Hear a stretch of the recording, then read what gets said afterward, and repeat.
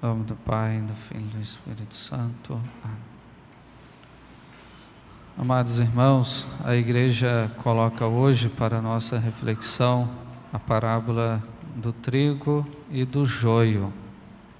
O trigo representa a boa semente, o joio a má semente. O trigo as boas pessoas, o joio as más pessoas.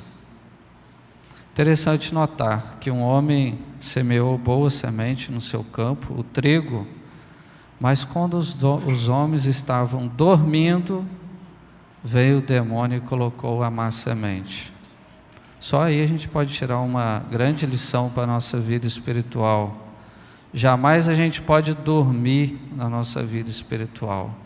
Durma e você vai começar a experimentar o estrago que o diabo faz na sua vida. Não é aquela pessoa que dorme, que é relaxada espiritualmente, que esquece dos seus compromissos com Deus, vai crescer o joio, e aí vai sufocando o trigo, porque nós temos joio, essa tendência para crescer joio dentro de nós é muito forte. Nós temos o joio dentro e fora de nós, e se a gente dorme espiritualmente, com certeza o joio vai crescer. O diabo vai lá de forma bem sorrateira e vai colocar a sementinha do mal. Por isso que a gente não pode dormir, a gente tem que ter uma vigilância, estar sempre aceso, sempre acordado para a vida espiritual, cuidar da sua vida espiritual, porque o grande inimigo pode fazer estrago, pode sufocar o trigo que tem dentro de nós. É evidente que nós temos muitas coisas boas dentro de nós, e a gente recebeu uma grande graça pelo batismo, mas cuidado, não durma na sua vida espiritual. Esta é a primeira lição do Evangelho. É interessante notar que Jesus fala, deixa o joio. Jesus não fala para chegar logo e arrancando o joio. É o mistério do mal, que vai ser assim até o fim. Por que Deus fala para esperar? Santo Tomás nos explica, ele faz uma explicação desta parábola. Ele fala, em primeiro lugar, Deus não quer acabar com essas más pessoas, com o joio, acabar logo, porque Ele quer que nós exercitemos as virtudes no meio do joio. Por isso que a igreja prega para nós hoje, aprenda a amar no meio do joio, no meio das seduções, das tentações, das dificuldades, de más pessoas, de pessoas que não são da igreja. Aprenda a amar. Aprenda a ter paciência, aprenda a praticar a virtude, aprenda a buscar mais a Deus. E é justamente no meio dessas provações, no meio do joio, que nós temos maior mérito diante de Deus. É justamente nesses momentos que nós temos redenção, que nós temos salvação para nós, exercitar as virtudes no meio do joio. Não queira ficar imaginando um mundo utópico, tem que ser um mar de rosas, o mundo deveria ser assim, deveria ser assado. Não, é o mistério do mal, vai acontecer até o fim. Então, aguente firme, exercite a virtude no meio do joio, faça a sua parte, seja um bom católico, seja um bom cristão, busque as virtudes e a santidade no meio do joio. Justamente é importante isso, que aí vem a segunda lição. Jesus pede para não arrancar o joio, porque o joio também pode ser transformado em trigo.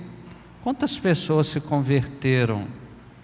Talvez pelo exemplo de algum de nós, da nossa família. Por isso que o exemplo, o bom testemunho é importante.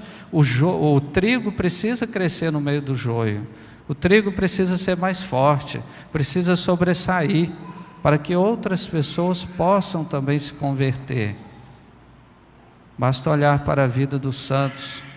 Já pensou se Deus tivesse tirado a vida, por exemplo, de Santo Agostinho, que era um grande pecador e se tornou um grande santo e doutor da igreja? O próprio São Paulo, que toca nesse assunto também. São Paulo era um perseguidor da igreja, era um joio, e se tornou trigo, se tornou o grande apóstolo da igreja. Deu a vida por Cristo. O início da igreja também foi assim, esse mistério do joio. Jesus também chamou Judas para ser apóstolo, era o joio. No entanto, Jesus teve toda a paciência com Judas. Inclusive no seu coração perdoou Judas. Judas não quis o perdão de Deus, mas Jesus perdoou também.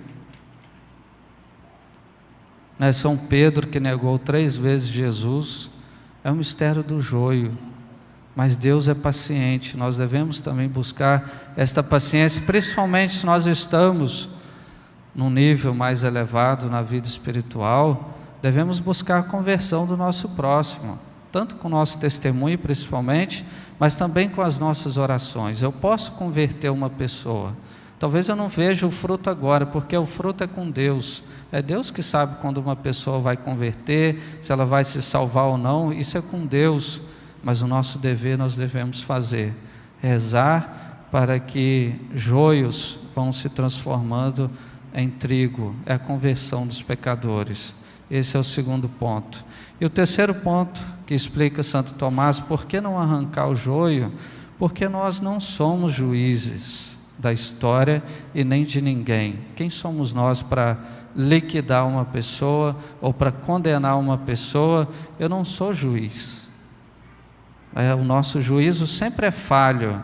O verdadeiro juiz é Cristo, porque Ele é Deus, Ele vê o todo de uma pessoa, da história de uma pessoa, Ele está vendo tudo, sabe de tudo e sabe para onde vai a humanidade. Só Deus pode julgar. Sempre a gente vai falhar quando a gente julga os nossos irmãos. Já pensou se você fosse juiz de você mesmo no julgamento? Como seria? Mas Jesus é um juiz justo. A gente vai perceber no nosso julgamento, entre a condenação e a salvação, mesmo se a pessoa foi condenada, ela vai entender que Deus fez ali justiça. E o nosso juiz está do nosso lado, que é Cristo. O grande nosso advogado. Para o nosso bem, nós temos Jesus como nosso juiz. Nós não temos essas pessoas que ficam olhando para a gente, nos condenando, apontando o dedo, nos julgando, olhando só nas aparências, não conhece a gente direito. Mas o verdadeiro juiz é Deus. É esse o juiz que nós teremos, um juiz justo, que nós teremos no nosso dia do nosso julgamento. Portanto, não ser juiz.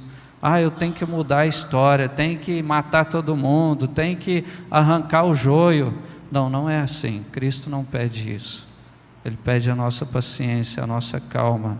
E Ele vai julgar a humanidade, Ele vai julgar todos nós, vai julgar toda a história. Então deixa o juízo para Ele. Deixa para Ele fazer justiça, porque Ele pode e Ele tem poder para isso, porque Ele é justo. Portanto, amados irmãos, pequenas lições para a nossa vida espiritual. Principalmente, vamos buscar o nosso bom testemunho de vida, com paciência diante do joio, mas buscando sempre a nossa santificação, sempre atentos, porque o demônio quer colocar a sementinha do mal sobre nós.